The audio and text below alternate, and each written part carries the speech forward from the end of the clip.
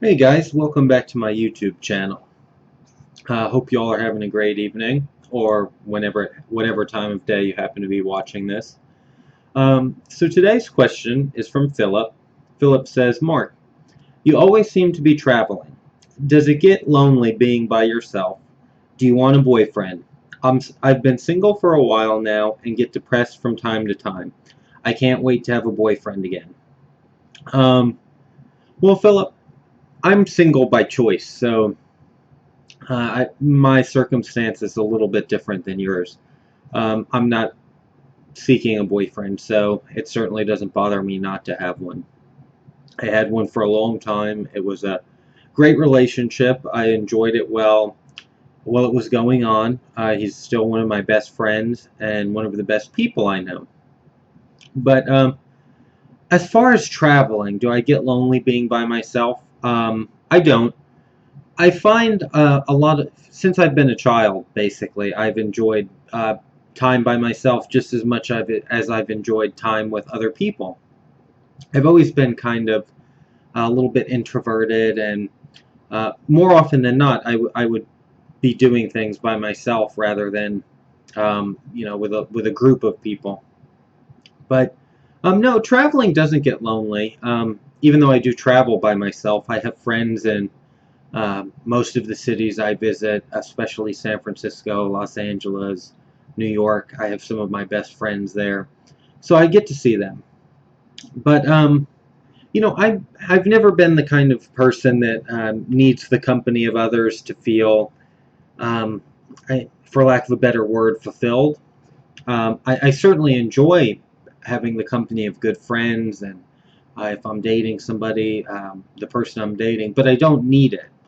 I've always thought of myself, and I actually think everyone should probably have this view, but I've always thought of myself as kind of a complete, independent, put together person who's happy with his own company. Uh, and it's like one of those things that I always find interesting when somebody says, they found their boyfriend or their partner completed them. And I always think to myself, wow, what what a misuse of words, because to walk around the world thinking that you need someone else to complete you, somebody else to fulfill you. You're not an incomplete person when you're born. You're not a puzzle missing a piece, waiting for that special piece to walk along, to come along and complete you and solve the puzzle, so to speak. And I think more people should have that outlook. And I think in turn that makes you a better partner when you do find someone.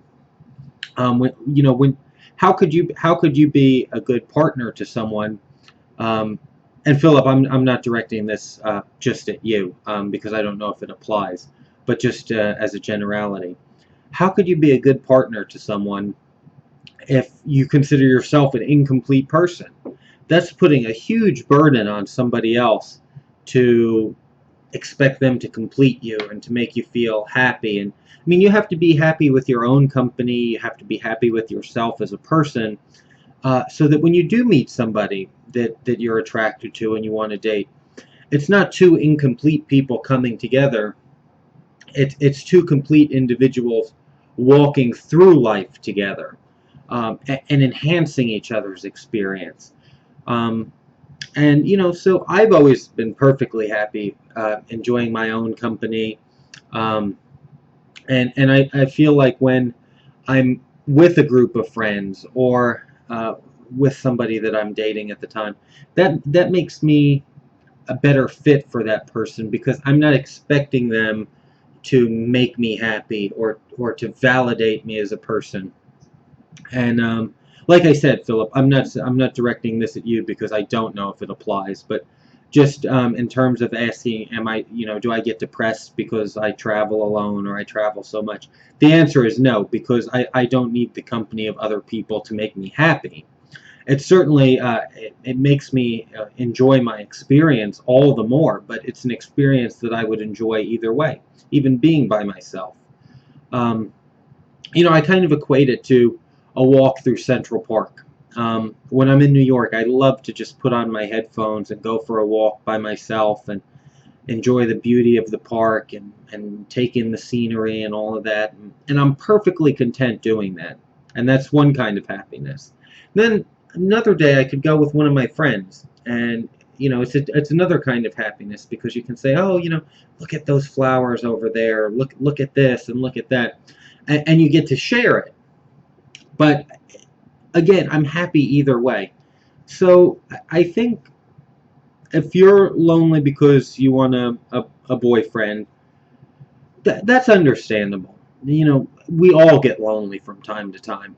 It's not to say that if you're lonely, you're looking for someone to complete you, but um, I think life provides us with special people until we find our special someone.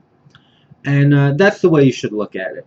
Look at all the wonderful people you probably have in your life, friends, family, all these, great relationships that you have going on. And when your special someone comes along, that's just one more person to bring into the fold. Um, I actually, I like that quote. Life supplies us with special people until we find our special someone. I'll quick claim that to you guys. So anyway, Philip, if you're lonely, I certainly understand that. There's been plenty of times I've been lonely, but if you're lonely just because you think you need a boyfriend, that's a little bit different. Um, learn to enjoy the other aspects of your life. Learn to enjoy the other people around you, and all that kind of stuff. And then just wait for your special someone to come along. And I think you will certainly be all the happier for it. So good luck, and feel free to drop me a note and let me know if your special somebody does come along.